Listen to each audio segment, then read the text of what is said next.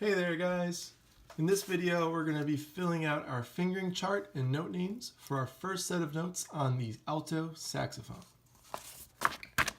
Alright, first thing, make sure you have a pencil with a working eraser.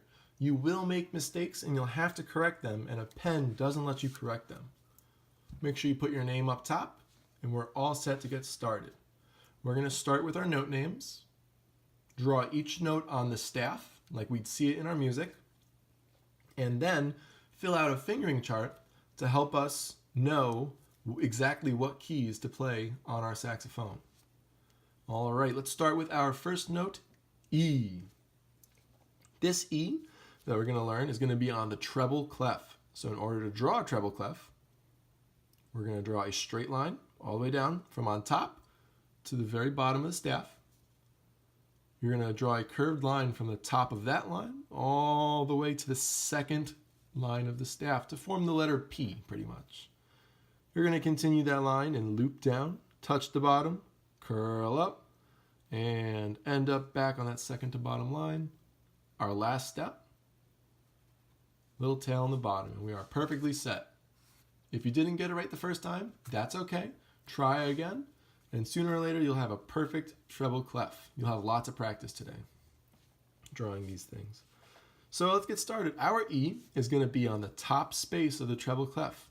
So we're going to go 4 from the bottom. We're going to count 1, 2, 3, 4. We're going to draw it in this space, which means draw a whole note that touches the line above and line below the space, but does not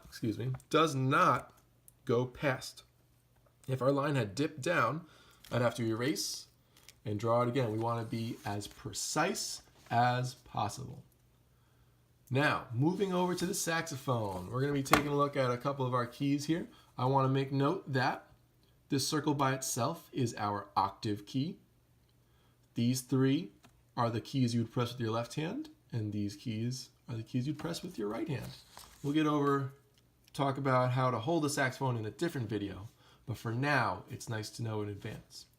For our high E, our octave key E, we're going to fill in our octave key circle, our first 3 tone holes for our left hand, and our first 2 tone holes for our right hand, leaving the last one empty. Make sure you're filling your circles in all the way. In lessons or band, when you ask me how do you play an E, I'm going to tell you to look back at this sheet and you'll be able to tell yourself. All right, next note, D. Again, this is going to be octave key D. We're going to draw our treble clef.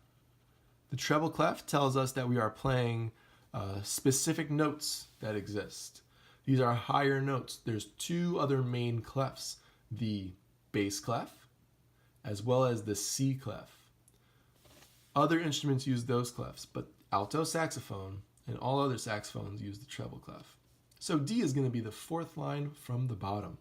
So we're going to count to 1, 2, 3, 4. That 4th line, we're going to draw a whole note, open circle for D. Again, making sure that we don't touch a line above or below. We stay nice and neat where it needs to be.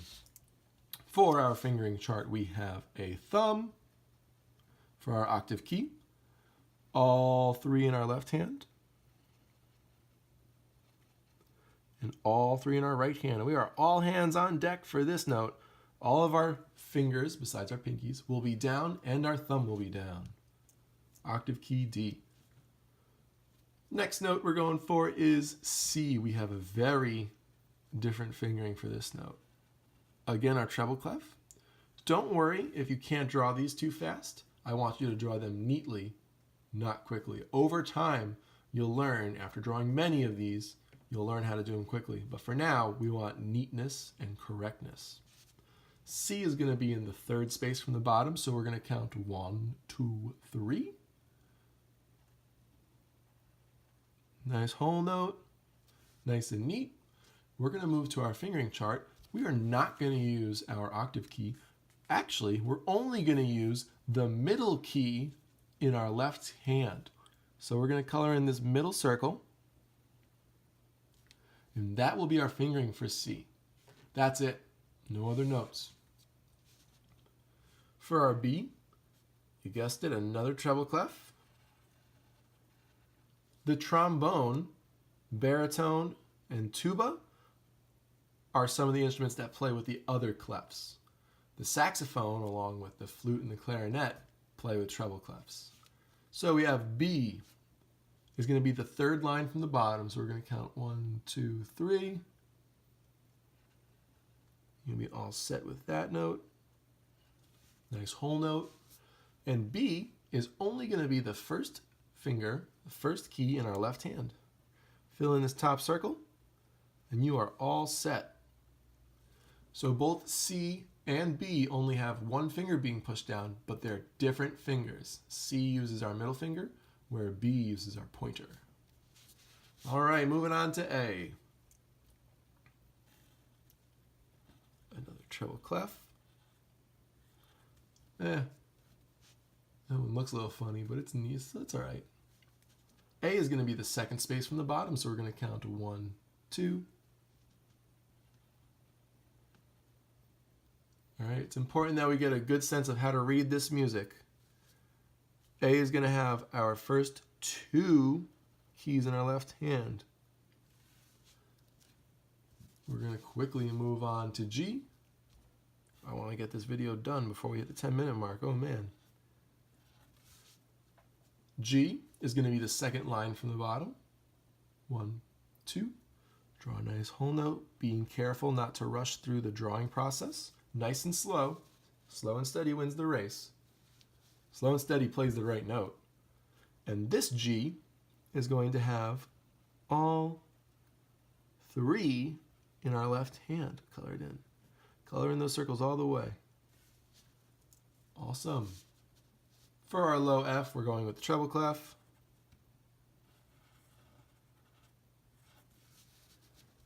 Low F is going to be in the bottom space, so it's going to right here. And low F is going to have our first, second, and third, as well as the first tone hole in our bottom or right hand. All right, and our last note. Woo, that's a fast one. Doesn't look too good though. Gotta erase it. After I talked about going slow and steady, I draw sloppy and too quick. Much better. Low E is going to be the very bottom line of our staff, so we're going to draw it right here. Okay? And our low E is going to get our top 3 tone holes, as well as the top 2 of our bottom tone hole, leaving only the last one blank. The only difference between low E and octave key E is the octave key. All right, let's take a look. So we have our low E, picture and fingering, F, G, A, B, C, D, and E. And that should do it for our first set of notes for fingering chart note names. All right, guys, make sure that this is all nicely written in. Your name is on top, and keep this with you in your folder forever. You're always going to need this. Happy practicing. I'll see you at lessons.